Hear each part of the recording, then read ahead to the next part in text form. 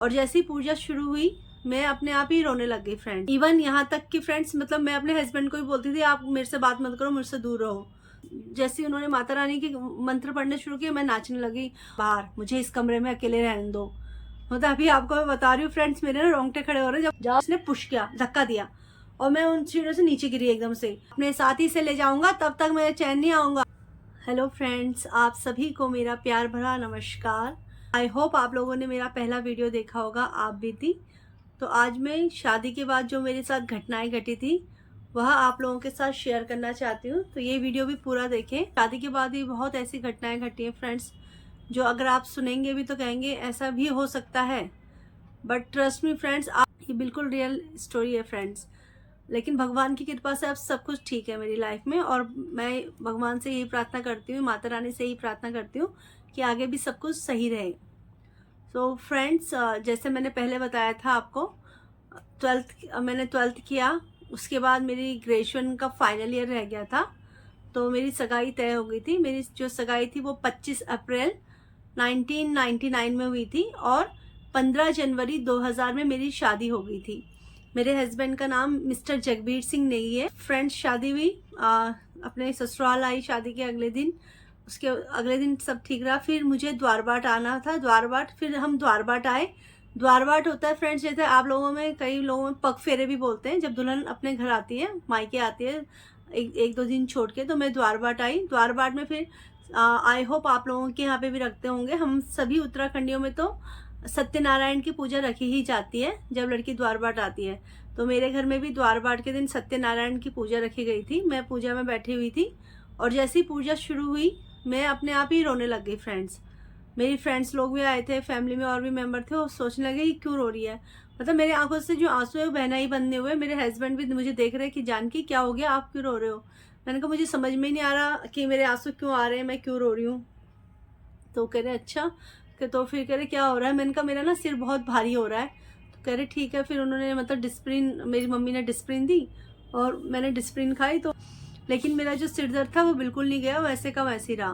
फिर पूजा खत्म हुई, रात का डिनर हुआ, सब लोगों ने डिनर किया और मैं सो गई। फिर मतलब मेरा इतना सिर भारी हो रहा था ना, वो हल्का ही नहीं हो रहा था। दो गोलियां मैंने डिस्प्रिन की खा चुकी थी ऑलरेडी, तब भी वो ठीक नहीं हो रहा था।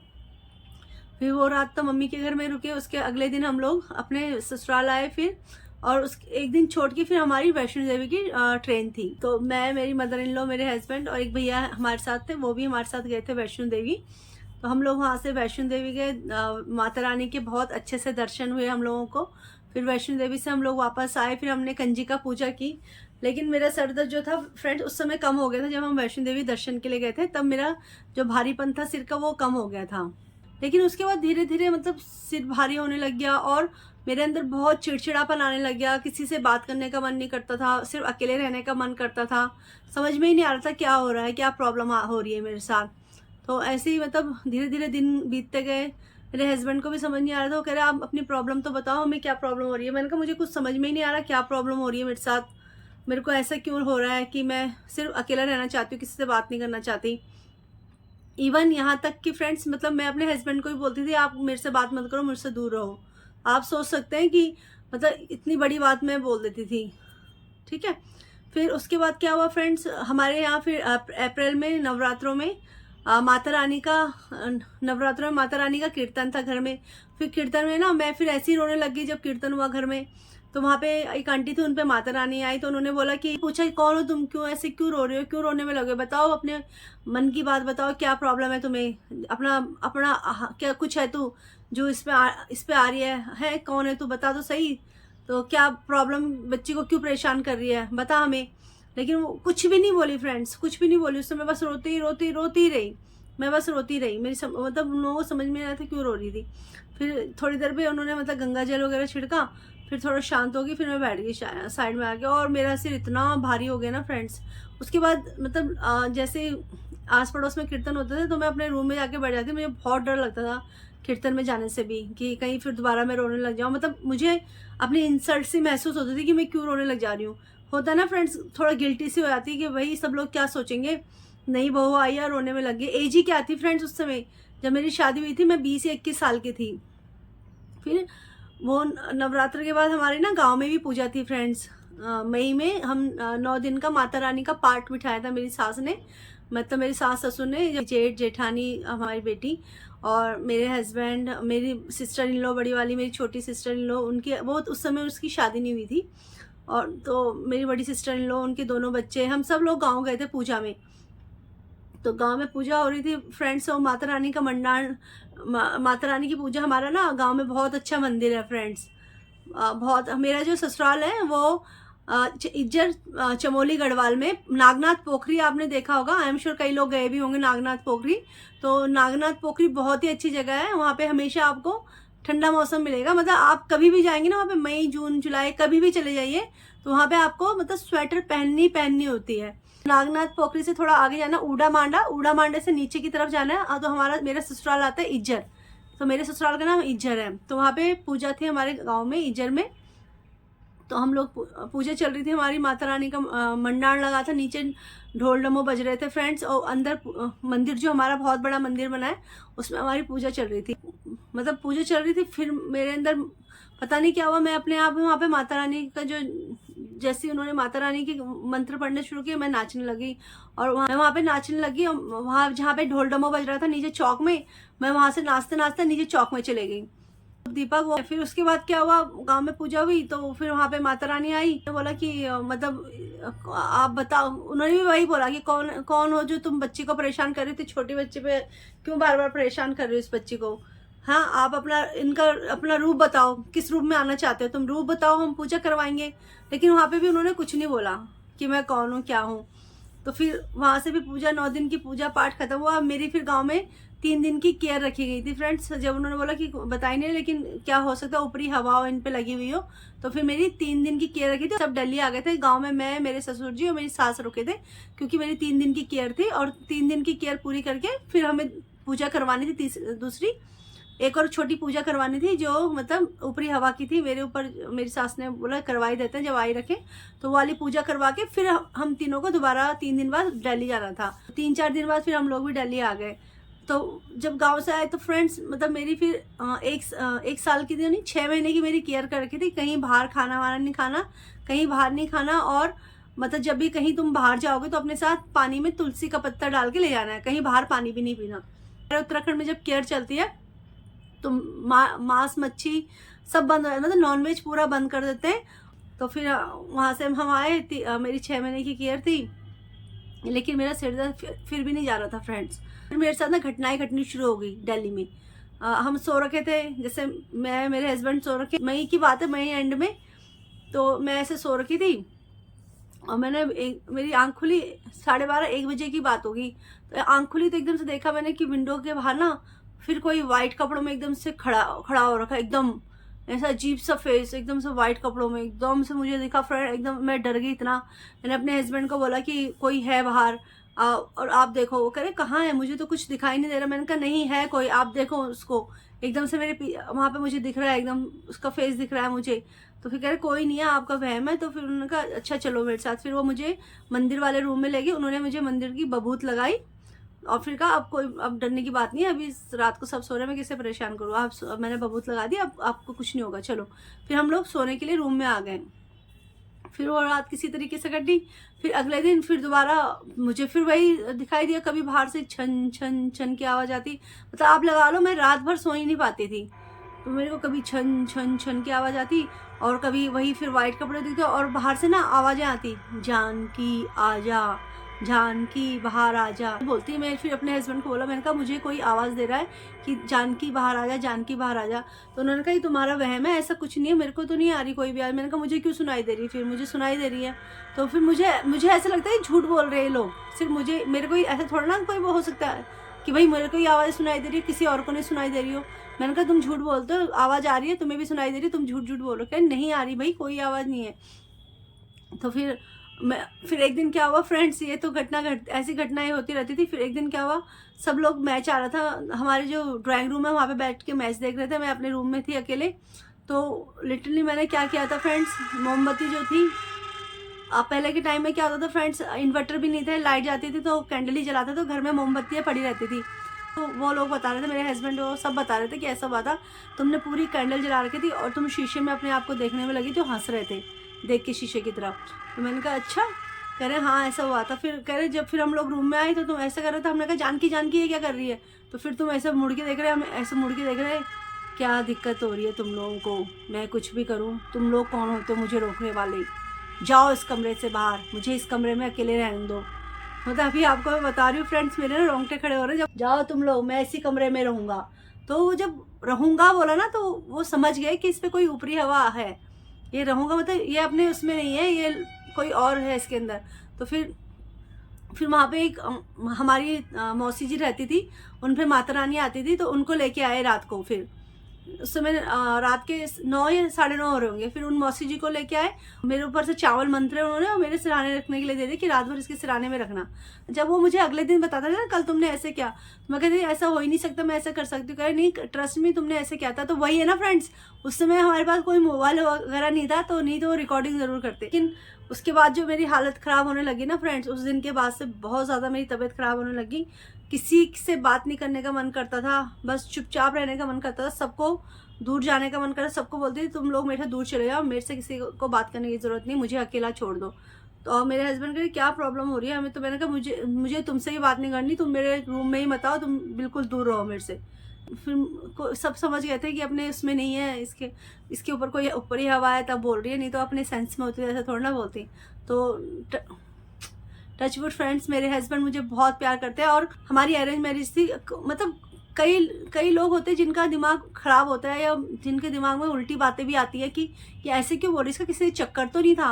मतलब कई लोगों के माइंड में ऐसी सोच होती है, तो वो लोग छोटी सोच वाले होते हैं। लेकिन टचवुड मतलब माता रानी की कृपा है, मेरे हस्बैंड ने बहुत सपोर्ट किया मुझे, हर मुसीबत में, हर बुरे वक्त में उन्होंने मेरा साथ दिया। मेरे हस्बैंड ने बोला देखो मम्मी, हमने ऊपरी हवा का तो दिखा दिया, नहीं हो रहा, क्या पता इसको एक बार डॉक्टर के पास भी ले आते हैं, डॉक्टर को भी दिखाते हैं क्या बोलता है डॉक्टर। तो सबने बोला ठीक है। तो हम लोग सप्ताहजंग गए फ्रेंड्स। सप्ताहजंग में हमने डॉक्टर को दिखाया, तो डॉक्टर ने, मेरे फादर इन लॉ मेरे साथ गए थे।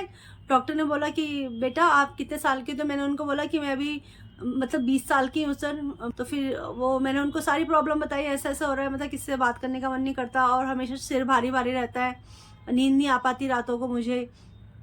उन्होंने कहा अच्छा बेटा ठीक है। तो उन्होंने अलग तरीके से सोचा। उन्होंने बोला कि आप एक बात बताओ, जो आपके ससुराल वाले हैं वो आपको दहेज के लिए कुछ परेशान तो नहीं करते, या आपके पेरेंट्स को कुछ बोलते हो, या आपको कुछ डांटते हो, या आपके हस्बैंड आपके साथ सही आपके मार पिटाई कर रहे हो, ऐसे बोलने लगे मुझसे। तो मैंने कहा नहीं सर, मेरी फैमिली में सब अच्छे हैं, ये मेरे फादर इन लॉ ही मेरे साथ आए हैं। वो कह रहे ओह सॉरी बेटा। वो मेरे मतलब उन्होंने मेरे फादर इन लॉ से भी सॉरी सर ऐसे करके हाथ जोड़ के माफ़ी मांगी। मेरे फ्रेंड्स, मेरे फादर इन लॉ बहुत अच्छे थे। अब वो हमारे बीच नहीं है, भगवान ने उन्हें अपने पास बुला लिया है। 2012 में उनकी डेथ हो गई थी। तो भगवान जहाँ पे भी मेरे फादर इन लॉ उनको हमेशा खुश रखे, आप भगवान से ही प्रार्थना है।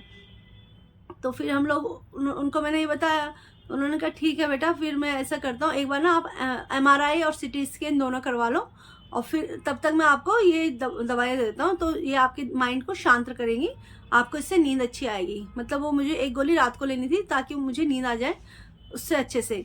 तो मैंने कहा ठीक है। तो फिर हम घर आए, अगले दिन एक दिन छोड़ के फिर अगले दिन मेरे हस्बैंड MRI और हम MRI और CT स्कैन दोनों करवाया। वो रिपोर्ट भी नॉर्मल आई, उन रिपोर्ट में भी कोई प्रॉब्लम नहीं थी, एकदम नॉर्मल रिपोर्ट आई फ्रेंड्स। हो तो मैं वो दवाइयाँ लेती रही, ठीक है। फिर भी मेरे को वही खिड़की में हर रोज़ नज़र आता। मैं इनको कहती कि भाई मुझे कोई दिख रहा है। तो फिर मेरी मदर इन लॉ ने कहा एक बार ऐसा करते हैं हम लोग ना, तुम अपना रूम चेंज करके भी देख लो, कोई बात नहीं, मतलब तुम हमारे रूम में आ जाओ और हम तुम्हारे रूम में आ जाते हैं। तो फिर वहाँ पे भी हम जब वहाँ पे एक दो दिन तो ठीक रहा सब कुछ, कोई प्रॉब्लम नहीं आई। फिर तीसरे दिन दोबारा से प्रॉब्लम आने लगी। तीसरे दिन जब मैं सोई थी, फिर मेरे को ऐसे लगा कि मेरे ऊपर कोई चढ़ा हुआ है, छाती में मेरा गला दबा रहा है, और मतलब मैं अपने हस्बैंड को बोली जय उठो। आप फ्रेंड्स, होता है क्या आप लोगों के साथ भी ऐसा, जैसे आप मतलब सो रखे हो और आपको ऐसे लग रहा हो कि आप तड़प झटपटा रहे हो, आपका गला दब रहा है, आप दूसरे जो आपके साथ बंदा सो रहा है आप उसको उठा रहे हो, लेकिन उससे कुछ महसूस ही ना हो हम उठा रहे हैं। तो फिर मैं अपने हस्बैंड को बहुत देर तक उठा रही उनको मतलब मेरी आवाज़ ही नहीं आए। मतलब या तो सिर्फ ये मेरा मन का वहम था कि मैं उठा रही हूँ, क्योंकि मेरे तो आवाज़ निकल नहीं रही थी, मैं तो उनको उठा रही थी जोर जोर से, मेरा पूरा बदन मतलब ढीला पड़ने लगा था। फिर जैसे भी एकदम से ऐसा लगा, ऐसा करके उठी, फिर मैं अपने हस्बैंड को जोर से मारी, जय, तो फिर एकदम से उठे, क्या हुआ? तो मैंने कहा कि तुम्हें मैं इतनी देर से आवाज़ दे रही हूँ, तुम्हें सुनाई नहीं दिया बिल्कुल? कह रहे क्या हुआ? मेरे को तो कुछ भी नहीं सुनाई दिया। मैंने कहा मुझे ऐसा लगा मेरे ना किसी ने गला दबाया बहुत जोरों से। कह रहे यहाँ इस कमरे में ही प्रॉब्लम हो रही है? मैंने कहा हाँ, यहाँ पे भी हो रही है। कह रहे अच्छा, अब क्या करें? फिर एक दिन मेरी सासू माँ पंडित जी को जन्म पत्री दिखाने ले गई मेरी, तो उन्होंने बोला इनको बोलो रात को हनुमान चालीसा पढ़ के सोए और अपने सिरहाने में भी हनुमान चालीसा रखे। तो वो भी हमने किया फ्रेंड्स। मैंने हनुमान चालीसा पढ़ती थी और अपने सिरहाने हनुमान चालीसा रख के सोती थी। लेकिन वो 2-3 दिन फिर ठीक रहा, फिर वही प्रॉब्लम आने लगी मेरे साथ। मैं बिल्कुल भी ठीक नहीं हो पा रही थी। फिर वो दिमाग की दवाइयाँ भी चल रही थी फ्रेंड्स, ठीक है? करके जून आ गया फ्रेंड्स, फिर मेरे एग्ज़ाम थे, फाइनल ईयर के रह गए थे मेरे एग्ज़ाम। तो फाइनल ईयर की बीकॉम के फाइनल ईयर के एग्ज़ाम थे। तो जब भी जाना होता था मैं फिर वही पानी, मेरे हस्बैंड छोड़ने जाते थे, पानी की बोतल, बाहर तो कुछ खाना पीना नहीं था, पानी की बोतल में भी तुलसी का पत्ता लेके मैं अपने साथ जाती थी। फिर जून भी गया, फिर जुलाई आ गई, फिर वो दवाइयाँ मैं खा रही थी लिटरली, दो महीने से खाने में लगी थी, दो महीने से वो दवाइयाँ खा रही थी। लेकिन रात को कभी ठीक हो जाता था, कभी फिर वही नज़र आने लग जाता था मुझे, ऐसे प्रॉब्लम आती रहती थी। और मतलब लिटरली मैं रात को घर से बाहर जाने की कोशिश करती थी, किसी तरीके से घर से बाहर निकल जाऊँ, इस घर से बाहर निकल जाऊँ। लिटरली एक बार तो मैं छत में जाके बैठ गई रात को। फिर मेरे हस्बैंड जब उठोंगे टॉयलेट के लिए, तो मैं रूम में नहीं थी रात को। कह रहे कहाँ चलेगी? सारी जगह ढूंढ ले, फिर गेट पे तो ताला लगा था। फिर आए वो ऊपर, भाग भाग के सब देखने लगे कहाँ गई। तो मैं छत पे गई हुई थी, मतलब कुछ ना कुछ थोड़ी देर और लेटे तो कुछ ना कुछ गड़बड़ हो जाती, फिर मतलब मेरे साथ कुछ ना कुछ दुर्घटना घट जाती फ्रेंड्स, अगर ये लोग थोड़ा लेट हो जाते तो। फिर जब मैं फिर छत से नीचे, फिर ये लोग मुझे छत से नीचे लाए, मेरे को पता भी नहीं चला मैं कब छत में गई, कब छत से नीचे आई। मतलब ऐसे होता ना, रात में चलने की बीमारी वो हो गई थी। कभी मतलब मेरे हस्बैंड उठ रहे तो मैं उनको मेन गेट की तरफ दिखाई दी, वहाँ पे जा रही हूँ, कभी इस तरफ के गेट पे खड़ी हो रखी हूँ, कभी छत में जाने की कोशिश कर रही हूँ, ऐसा होता था मेरे साथ। तो वो फिर पकड़ के फिर मुझे रूम में लाते थे। फिर मतलब फिर उन्होंने तो गेट पे ताला लगाना शुरू कर दिया था, लेकिन ये प्रॉब्लम ठीक ही नहीं हो रही थी। फिर क्या हुआ, इस बीच में मैं प्रेग्नेंट हो गई फ्रेंड्स, ठीक है? तो फिर हमने डॉक्टर को बताया कि मैं तो ये हार्ट दवाइयाँ भी खाती हूँ। मेरे हस्बैंड ने बताया ये तो दवाइयाँ भी लेती है मैम, आप देख लीजिए एक बार। तो उन्होंने बोला ये तो बहुत हार्ड दवाइयाँ हैं आपकी, आप कब से ले रहे हो? मैंने कहा इनको लेते हुए मुझे 3 या 4 मंथ हो गए, लगभग 3 या 4 महीने हो गए मैम। तो फिर कह रहे कि अभी तो प्रेगनेंसी का आपका मतलब 1 ही महीना हुआ है, तो आप देखिए अभी इन दवाइयों को लेना बंद कर दीजिए, लेकिन हम 3 महीने बाद आपका अल्ट्रासाउंड कराएंगे कि आपका बेबी पूरा बन रहा है नहीं बन रहा है, क्योंकि इन दवाइयों का बहुत बुरा असर पड़ सकता है बच्चे जो आपका बेबी होने वाला है उस पर।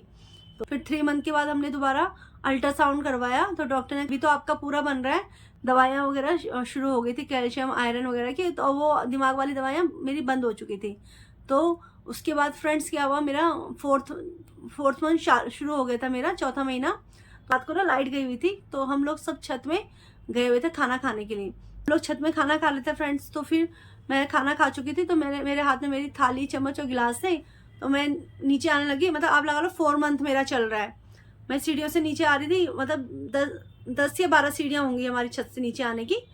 जब एक बैंड होता है फिर यूँ आती ना नीचे आने का, तो 12 या 13 सीढ़ियाँ हैं। तो मैं नीचे आ रही थी, मुझे ऐसा लगा मुझे पीछे किसने पुश किया, धक्का दिया, और मैं उन सीढ़ियों से नीचे गिरी एकदम से। जो मेरी थाली थी वो दूर जाके गिरी, इतनी जोर की बजी, वो सब भागते भागते आए, क्या हो गया, उनसे नीचे मैं नीचे गिरी हूँ। मैं अपने आप उठी फ्रेंड्स, मुझे कुछ नहीं हुआ, मैं उठी, मैंने वो चम्मच थाली गिलास सब इकट्ठा किए। सबने बोला कहीं लगी तो नहीं, तेरे हाथ पैरों में दर्द तो नहीं? मैंने कहा नहीं ठीक है। लेकिन मेरे को वही कहते हैं ना, माँ भगवती माता रानी बचाने वाली होती है, भगवान जाती भी होती है। तो घर में हमारी माता रानी का निवास रहता है, हर किसी के घर में रहता है। जो आपके इष्ट देव है वो आपको जरूर बचाते हैं। जो कुल देवी होती है, कुल देवता होते हैं, आपकी हमेशा रक्षा करते हैं। तो वही है, हमारी रक्षा उन्होंने की। तो मैं नीचे गिरी, मेरे हाथ में जो चम्मच था फ्रेंड्स वो एकदम मुड़ गया था, थाली भी टेढ़ी हो गई थी, लेकिन मेरे को उन्होंने ही बचाया, मेरे भगवानों ने, हमारी कुल देवी, हमारे इष्ट देवताओं ने बचाया। फिर उसके बाद क्या हुआ, अल्ट्रासाउंड करवाया दोबारा। मैं अगले दिन हम दोबारा डॉक्टर के पास गए कि कहीं मतलब बेबी को कोई प्रॉब्लम ना होगी, भाई इतनी 10-12 सीढ़ियों से गिरी है। तो डॉक्टर ने अल्ट्रासाउंड कराया, तो रिपोर्ट उसकी बिल्कुल ठीक आई, नहीं कोई प्रॉब्लम नहीं, बेबी एकदम ठीक है। तो वहाँ पे भगवान का शुक्र मनाया हम लोगों ने। फिर क्या हुआ फ्रेंड्स, फिर ज़्यादा ही ज़्यादा तबीयत ख़राब होने लग गई मेरी, बहुत ज़्यादा। मेरा मतलब फिर उसके बाद हमारे जब प्रेगनेंसी में तो पूजा करवा नहीं सकते ना फ्रेंड्स, तब ऐसी प्रेगनेंसी चल रही थी मेरी। फिर मेरा बेबी हो गया, फिर उसके 2-3 महीने बाद ठीक रहा। फिर दोबारा मेरी तबीयत ख़राब होने लगी। फिर एक आंटी, वो उन पे माता रानी, उन्होंने बोला कि इसमें ना मतलब ऊपरी हवा लगी है, एक बार ना इसकी देवप्रयाग में जाके पूजा करवा के आ जाओ और इसके गांव में भी पूजा करवा दो। तो फ्रेंड्स हमारे गांव में भी पूजा हुई, और देवप्रयाग की जो पूजा थी ना फ्रेंड्स, वो पूजा वहाँ पे तो हो गई, लेकिन उसके बाद मुझे पूजा करके दिल्ली आना था। और दिल्ली से मतलब पूरे रास्ते मुझे कुछ नहीं खाना था। जो पानी में देवप्रयाग से भर के लाई थी ना, पूरे रास्ते वही पानी पीना था, किसी से भी बात नहीं करनी थी। मतलब ये उन्होंने मेरे को पंडित जी ने हिदायत दी थी कि ऐसा करना है आपको बेटा। मैंने कहा ठीक है, मैं कर लूँगी। जो कपड़े पहने थे वो वहीं छोड़ने थे, वो सारा सारा काम हमने किया। जो कपड़े पहने थे वहीं देवप्रयाग में छोड़े, वहाँ से जो पानी भर के लाई थी पूरे रास्ते वही पानी पिया, किसी से बात नहीं करी, पूरे रास्ते में ऐसी रही। फिर उसके बाद मेरी दोबारा से मतलब 3 दिन की केयर हुई थी। 3 दिन तक मैंने मतलब होता ना गदरा पार नहीं करते, मतलब कोई भी जगह पार नहीं करनी थी, तो 3 दिन तक मैं कहीं घर से बाहर नहीं गई, घर के अंदर ही रही। तो तबीयत ऐसी ख़राब होती रही। फिर उसके बाद क्या हुआ, फिर एक बक्या है किदवाई नगर में बैठते हैं वो, तो उनको मेरी मदर इन लॉ को किसी ने बताया कि आप ना मतलब एक बार अपनी यहाँ पे दिखा दो इस बक्या को, किदवाई नगर में बैठती हैं, तो क्या पता वो सही सही बात करते हैं, क्या प्रॉब्लम हो रही है बच्चे पे। तो मेरे घर वालों ने सबने बोला ठीक है भाई, फिर हम बकिया को दिखा देते हैं। तो फिर बकिया के पास गए, तो बकिया ने चावल देख के बोला कि इसमें ना ऊपरी हवा है, बाहर का कोई है, आपका कोई पितर नहीं है, कोई मतलब कोई भी आप लोगों को कोई पितर इससे परेशान नहीं कर रहा, बाहर की कोई हवा है जो इसे परेशान कर रही है। तो इसके लिए एक बार आप लोगों को रात को जागर कराना पड़ेगा अपने घर में। तो उन्होंने बोला हम जागर के लिए भी हम दे देंगे आप लोगों को, जागर करने के लिए हम हमारे यहीं से धामी आएंगे। वो धामी मतलब जो रात को जागर करते हैं पंडित जी लगा लीजिए, वो थे। उन्होंने कहा हम आप यही आएंगे आपके यहाँ, टफ पूजा थी उसकी। तो उन्होंने कहा ठीक है। फिर रात को जागर हुआ फ्रेंड्स, रात को जब जागर हुआ तो वहाँ मतलब अब जो असली वो थी ना, अब पकड़ में आई थी क्या गुत्थी क्या थी, क्यों मैं इतनी परेशान हो रही थी, क्या चीज़ मुझे परेशान कर रही थी इतने टाइम से। मतलब जो चीज़ मुझे अपने साथ क्यों ले जाना चाहती थी। कोई तो ये सोच रहा, कोई सोच रहा था कि ऊपरी हवा है, कोई सोच रहा था जिन लगे हुए, खबेस लगे हुए, कोई सोच रहा था भूत लगा है इस पे। लेकिन वही है जो असली वो कुत्ती थी ना, वहाँ की थी। फिर वो जब रात को जागर हुआ, फिर मैं जब मेरे ऊपर आया, तो फिर सबने बोला कि भाई क्या क्या। फ्रेंड्स एकदम से नहीं आया अपने रूप में, पहले उसने दूसरा रूप लिया। उसने बोला मेरे को बीड़ी ला के दो, बीड़ी, मुझे बीड़ी भी नहीं है। तो फिर पंडित वो जागरी ने बोला इनको दे दो बीड़ी। फिर सब बोल रहे, मैंने सबके सामने बीड़ी पी, अपने आप माचिस से जलाई और बीड़ी पी। फिर उस जागरी ने बोला मुझे पता है तू वो नहीं है जो तू सोच रहा है, तो अपना असली रूप दिखा, किस रूप जो तू है वो बता, मैं समझ गया हूँ तू वो नहीं है, अपना असली रूप दिखा, क्यों बच्चे को परेशान कर रहा है।